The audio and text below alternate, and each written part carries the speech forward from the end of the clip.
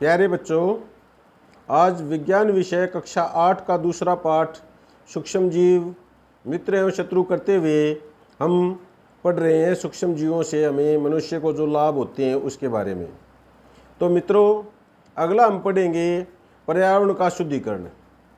अपने विद्यालय के माली को देखने के पश्चात पहली बुझ और दूसरे विद्यार्थियों ने घरों पर या कहीं बगीचों से पत्तियों एवं फल सब्जियों का कचरा एकत्रित करके उसके निपटान के लिए बनाए गए गड्ढों में डाला। कुछ समय बाद इसका विघटन होने से यह खाद में परिवर्तित हो गया। पहली और बू जो जानना चाहते हैं कि यह किस प्रकार हो सकता है, इसके लिए हम एक क्रियाकलाप कर सकते हैं। जैसा कि क्रियाकलाप 2.5 है।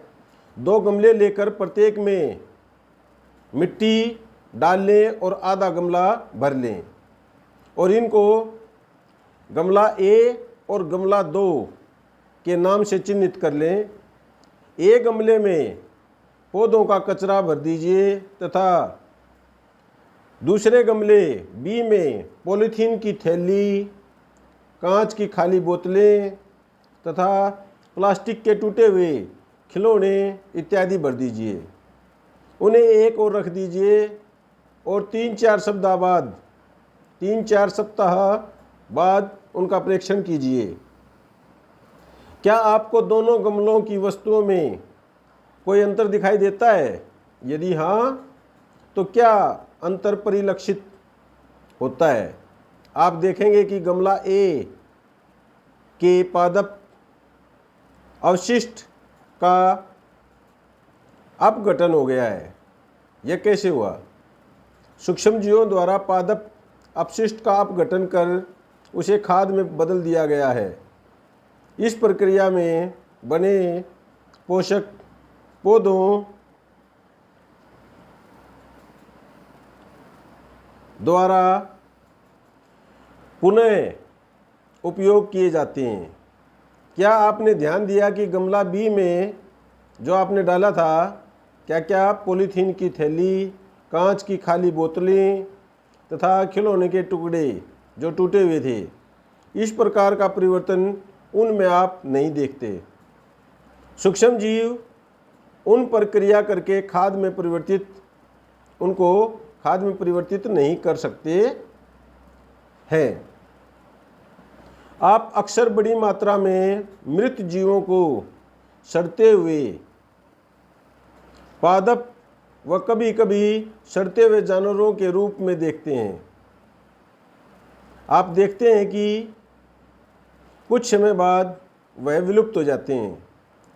इसका मुख्य कारण है कि सूक्ष्म जीव मृत जैविक अपशिष्ट का अपघटन करके उन्हें सरल पदार्थों में परिवर्तित कर देते हैं। यह पदार्थ अन्य पौधे एवं जंतुओं द्वारा पुनः उपयोग कर लिए जाते हैं।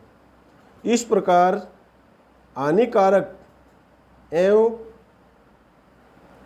दुर्गंधयुक्त पदार्थों का निम्नीकरण करने के लिए हम सूक्ष्म जीवों का उपयोग करके पर्यावरण का शुद्धिकरण कर सकते हैं। तो हमने क्या देखा बेटा, क्या समझा कि जो जैविक पदार्थ हैं, जैविक अवशिष्ट पदार्थ हैं, जैसे कि पौधों के पत्ते या अन्य भाग, आप फसल के अवशेष भी उसमें सम्मिलित कर सकते हैं।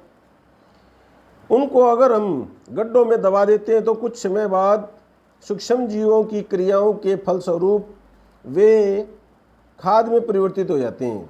जटिल अवयव सरल अवयवों में परिवर्तित हो जाते हैं और उनको पौधे पुनः उपयोग करके पोषक तत्व प्राप्त कर लेते हैं। इसी प्रकार आपने देखा होगा बेटा कि जो मृत प्राणी हैं, आपके अड़ोस पड़ोस में या कहीं आप खुले में देखते होंगे, गाय भैंस या बकरी या कुत्ता बिल्ली मर जाता है तो कुछ समय पड़े रहने के पश्चात 10-15 दिन बाद आप देखते हैं तो उस प्राणी का केवल कंकाल शेष रह जाता है।